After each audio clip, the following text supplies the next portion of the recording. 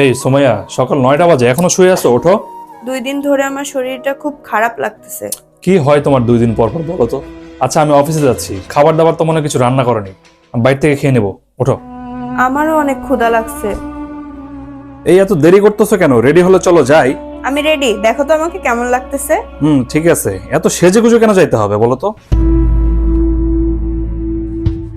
কি ব্যাপার, আমার দিকে তুমি এইভাবে তাকাই আছো কেন? এটা তো আর বিয়ের বাজার না যে নিজেকে সেজে গুজে প্রমাণ করতে হবে। যখন আমরা নতুন কোনো মোবাইল কিনি তখন সেটাকে খুব যত্ন করে রাখি, পকেটে রাখি, পার্সে রাখি।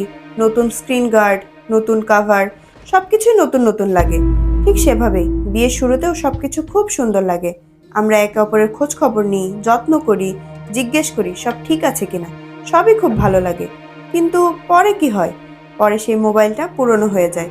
ফাটা স্ক্রিন গার্ড, ভাঙা কাভার, নতুনের মতো আর যত্নও নিই না। তারপর সেটা নষ্ট হয়ে যায়। তাই বিয়েকেও কোনোদিন পুরনো হতে দেওয়া উচিত না। একে অপরের যত্ন করা উচিত, কারণ যত্নই সম্পর্ককে বাঁচিয়ে রাখে।